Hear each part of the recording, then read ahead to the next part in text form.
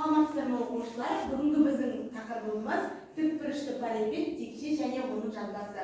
Біз алдыңғы сабағымызда осы тақырыптар туралы сөйлеттік. Алдыңғы сабақ бізде осы тікбұрышты параллель және текше және оның жазбасы туралы. Бүгін біз сол сабағымыздың екінші сабағын өтіп жатырмыз. Біз алдыңғы сабағымызда куб және тікбұрышты параллельмен таныстық. Ал енді осыларды қайталап кетсек, куб деген бізде қандай фигура? Қандай төртбұрышта? Жоқ, бізде төртбұрыш қандай фигурадан тұратын еді? Төртбұрыш бізде 6 квадраттан тұратын еді ғой. Ал бізде қайсы? Тікбұрышты параллель деген фигура қандай фигурадан тұратын еді? Бағана сіздер айтып кеткендей 6 тік төртбұрыштан тұратын болды. Тікбұрышты параллельдің төбесі қанша төбесі болатын еді оқушылар? 8. Қанша қырық? 6 жағы болады. Ал кубтың 6 квадраттан тұратын еді. Оның кубтың қанша жазбасы бар еді оқушылар? 1 жазбасы болды. Яғни бұларда қандай элементтер бар? Қырларында. Яғни ұзындығы, ені, биіктігі бар. Қырларынан сырғанда ұзындығы, ені және биіктігі бар. Енді оқушылар, біз бүгінгі сол тақырыбымызға байланысты есептерімізді шығарайық. Алдымен 1302 есептен бастайық. Ал біз бүгінгі сабағымызда мақсатымыз негізінен жазық фигуралардың соның ішіндегі теңдіктегі фигуралардың, геометриялық фигуралардың соның ішінде бізде текше және де кубтың жазбасын салуды үйренеміз бүгінгі сабағымызда. Ал енді оқушылар 1302 есептен бастап шығарайық.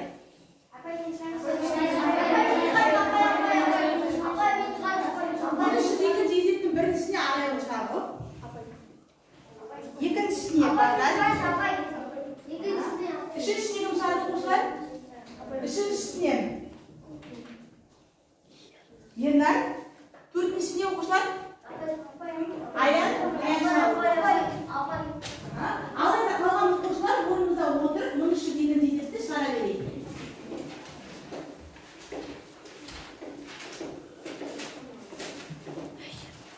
Орнымызда отырып барлығымыз 1302 есепті шығарамыз.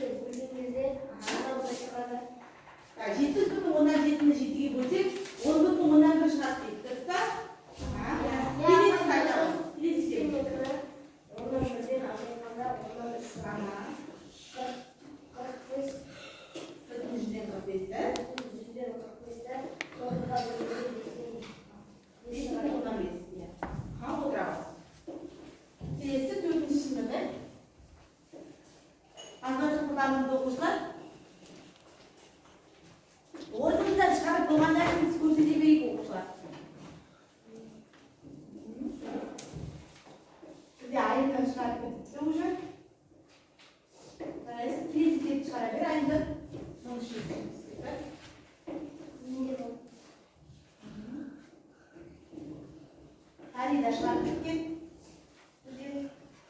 Фарида келесі 1303 есепті шығара береді.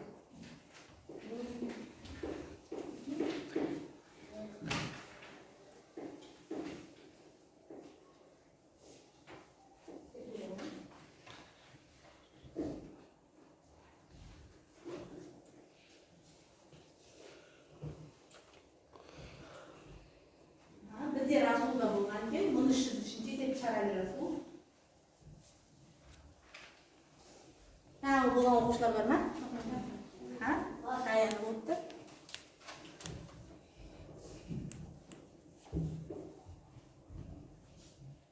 Раяны келесі 1303 есепті шығара береді. Аян айтып бере ғой есебіңді? 3-тен 2, иә. Сізде бірінші бөлу ғой. 3-тен 2 бөлінген 9-дан 4, иә? 3-тен 2 бөлінген 9-дан 4. Одан кейін біз қай жағынан да қысқарта аламыз сандарды. Егер ортасы не болса, көбейту болған жағдайда ғана сандарды қысқарта алатын едік қой. Сондықтан Аян не істеді? Көбейтуге айналдыру үшін келесі айнымалысының орындарын ауыстырған, дұрыс па? Сол кезде бізде жауабы 2-ден 3 шыққан. Келесі Аян екінші есебінде айтады. Екіншісін айтады. 21,7 бөлінген 7 болады нешеге? 3,1-ге. Келесі айтады. 6-дан 5 көбейтілген 10-дан 3 тең болады. 4-тен 1-ге дейді. Дұрыс па оқушылар? Отыра қояйын.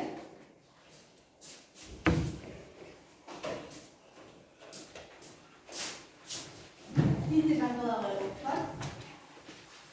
Келесі 1303 есепті шығарамыз.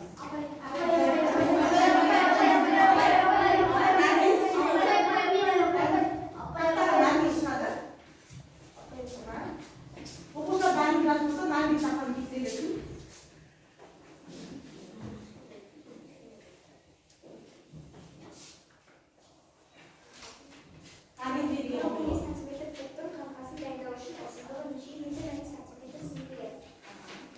Сізге айтады 40-15 сантиметр кубтың қаңқасын дайындау үшін қанша метр және сантиметр қысымыз керек. Оны есептеп алуымыз керек.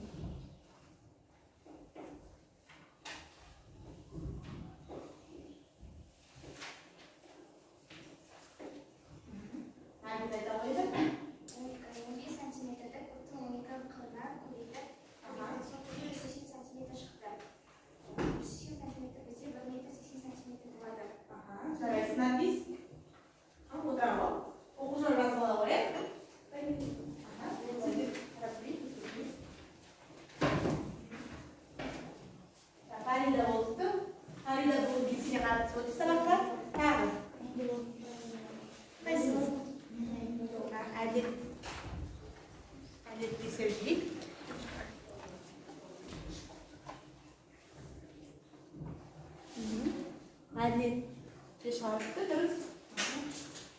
Ары қарай оқушылар 13-5 есепті шығарамыз.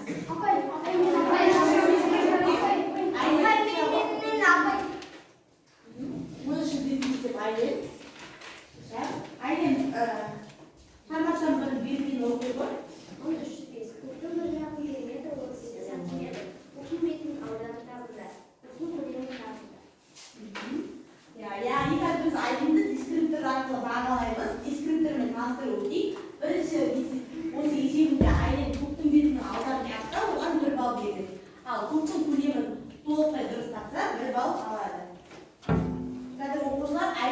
алуға дайын отырыңыздар.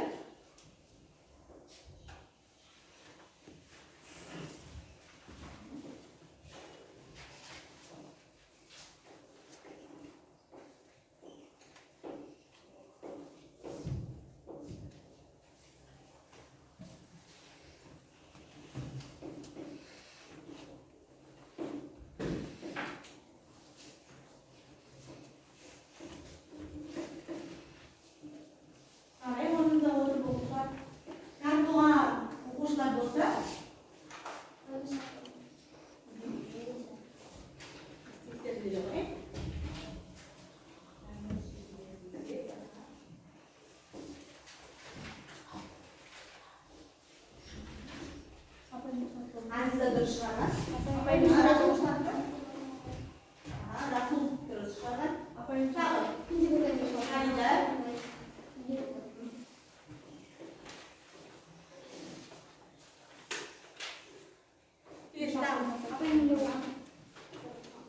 Aynı ayda o yerine ayda kaldı.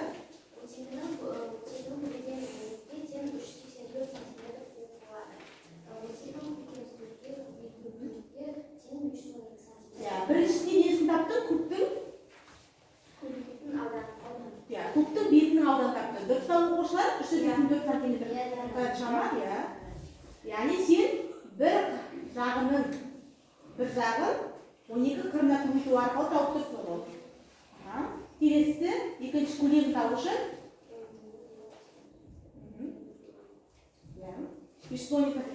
Ayniga o'quvchilar deskriptor bo'yicha aniqlashdi.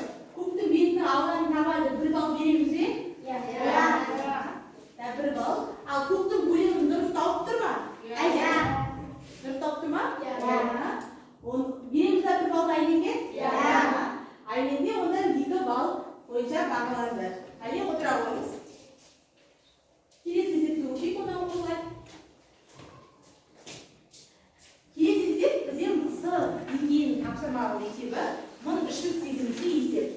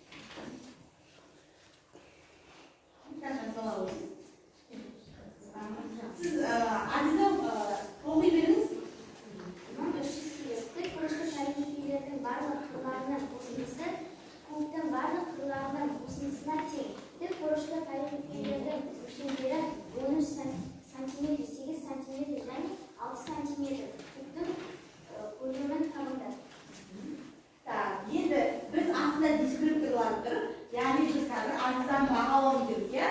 Tükbürüşlü paralelitinin kırlarının osmasını tavuk etse Aziz'den 1 bal veririz. Bundan keyin tükbürüşlü paralelitinin kulemini tabalsa duruz. Ondan biz Aziz'den 1 bal boyunca esepteymiz. Aziz'den aslında kulemini yazabiliriz. Esebimizde.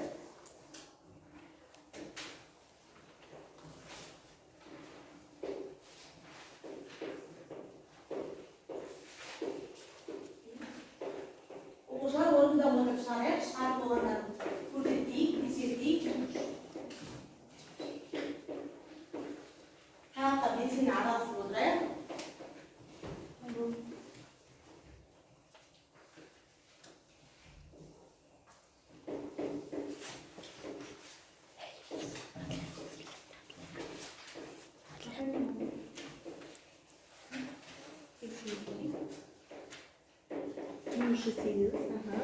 Әділет бүгін сабаққа жақсы қатысып отырып, екінші шығарды.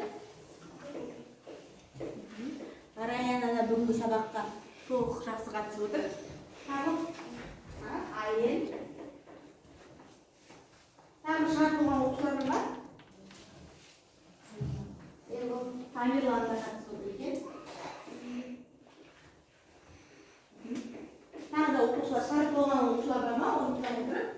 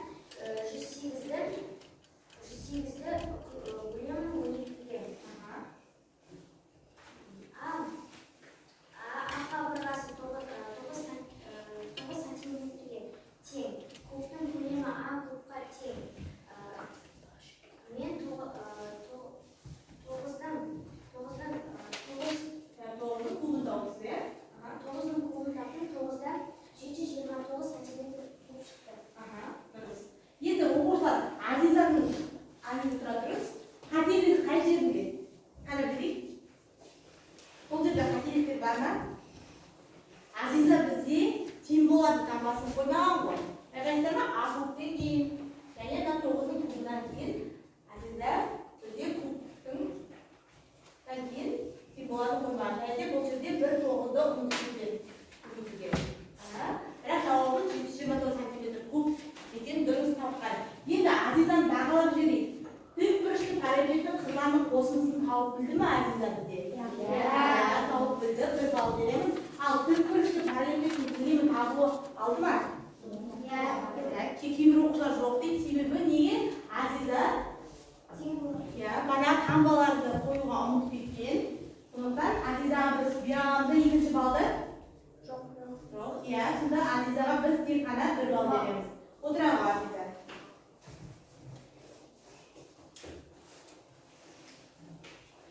Келесі 1310 десек.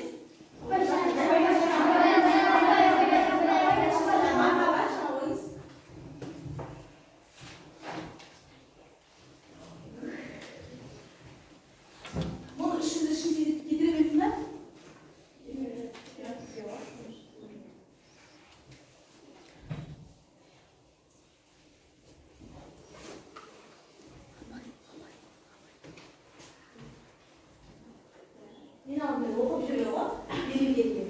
Тікбұрышты параллелдіктің әр қырларының қосындысы 112 сантиметр. Оның ұзындығы мен биіктігінің қосындысы 19 сантиметр. Ал биіктігі енінің қосындысы 13 сантиметр. Бұл есепте тікбұрышты параллелдіктің көлемін табуымыз керек. Көлемін тауып, қандай жауапта тұрғанын белгілеуіміз керек. Енді біз қазір маркаланың есебін талдаймыз. Сол кезде біз оны дискриптер арқылы бағалауымыз керек. Яғни бірінші тікбұрышты параллелдіктің қырларының қосындысын табу кезде 1 балл, және тікбұрышты параллелдіктің көлемін тапса, мақалаға 1 балл беру арқылы бағалаймыз.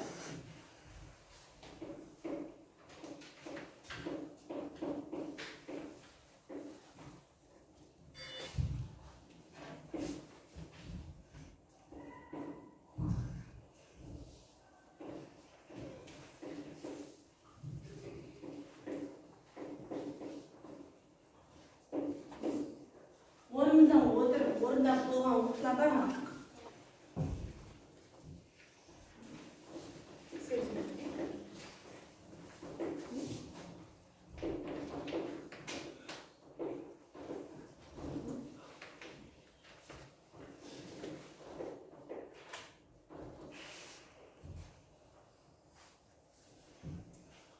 Bir soru daha.